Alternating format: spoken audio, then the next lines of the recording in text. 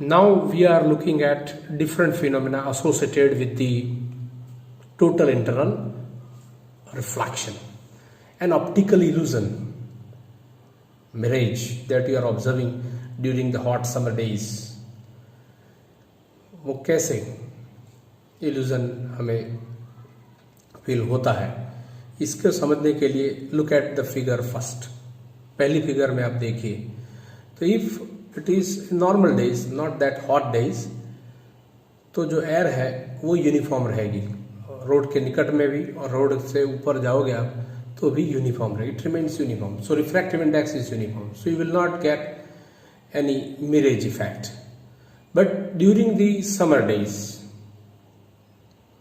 तो आप दूसरा फिगर देखिए तो इसमें क्या है कि the air which is in contact with the road is somewhat hot.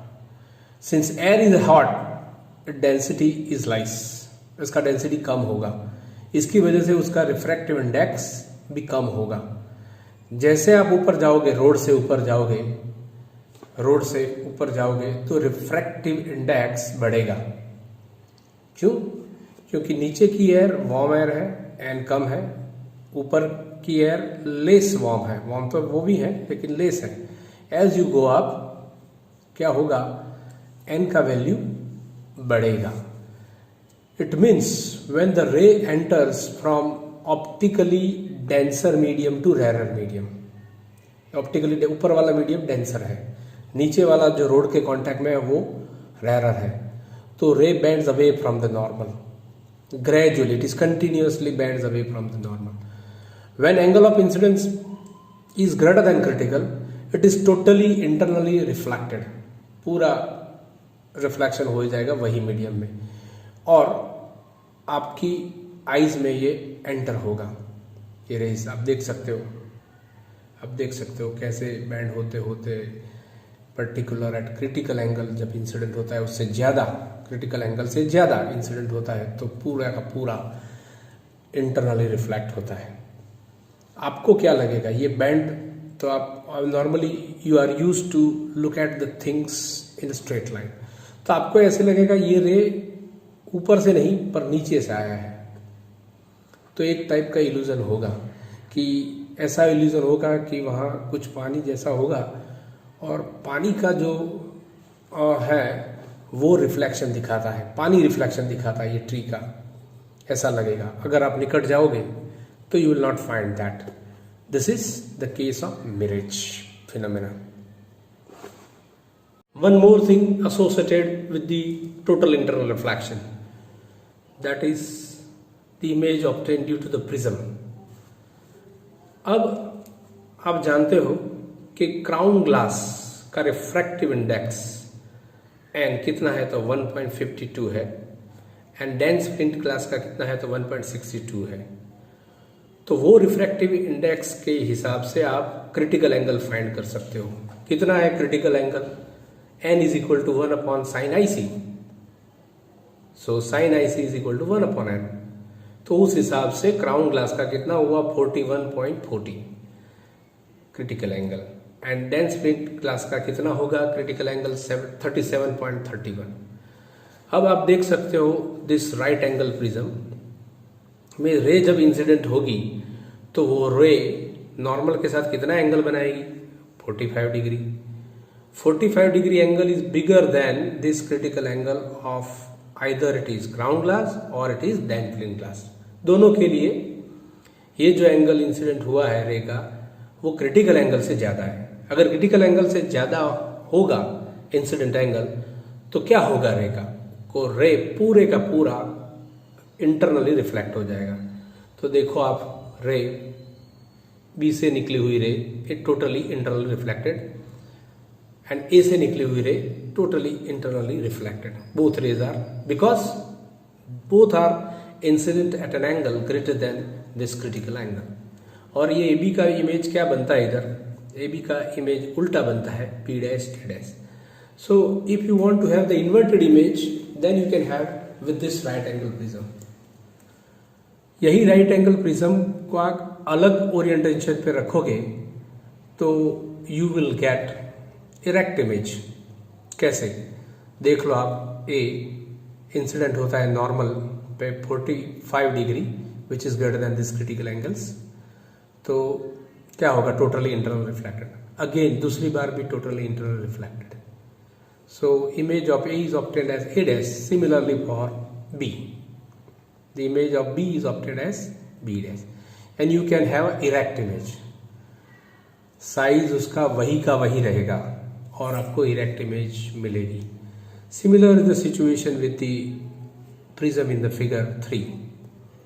Okay, आपको साइज चेंज करे बगैर आपको उल्टा इमेज इससे मिलता है फिगर सी से।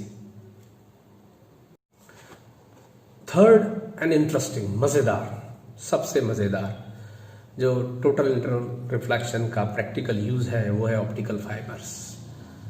ये optical fibres this days are very popular कि भाई आपका केबल कौन सा है वाईफाई में, वाईफाई के राउटर पे कौन सा लगाया हुआ है केबल में, तो ऑप्टिकल है। अगर ये ऑप्टिकल है तो अच्छा स्पीड देगा क्योंकि इसकी बैंडविड्थ ज़्यादा होती है। तो it is the great application of this total internal reflection in optical fibres. तो उसमें क्या होता है कि जो अंदर का पार्ट है, अंदर का, उसको कोर बोलते हैं और उसके सराउंडिंग में जो है उसको क्लैडिंग बोलते हैं। कोर को स्ट्रेंथ देने के लिए होती है। अब जो कोर का रिफ्रैक्टिव इंडेक्स है हाई है, उसका रिफ्रैक्टिव इंडेक्स हाई है, और जो सराउंडिंग में क्लैडिंग है उसका रिफ्रैक्टिव इंडेक्स कम करना पड़ेगा, क्योंकि हमें टोटल इंटरनल रिफ्लेक्शन के लिए क्या चाहिए? The ray should incident between the interface of the high refractive index and low refractive index. इधर रे ऐसे इंसिडेंट होती हैं कि उसका टोटल इंटरनल रिफ्लेक्शन होता है, और एक बार नहीं, बार बार सीक्वेंस में होता है, और वन एंड से रे दूसरे एंड से बाहर निकलते हैं। ये फाइबर, आप ऑप्टिकल फाइबर का केबल आप बैंड भी कर दो तो भी लाइट एक ओर से एंटर होगी, दूसरे ओर से बाहर निकलेगी। और ये आपने देखा होगा दिवाली के टाइम में ये जो फ्लावर ऑप्टिकल बेचते हैं उसमें क्या होता है, नीचे एक बल्ब होता है और छोटे छोटे ये ऑप्टिकल फाइबर्स होते हैं, उसके एंड में आपके छोटे छोटे बूंद की तरह आपको लाइट दिखाई देती हैं।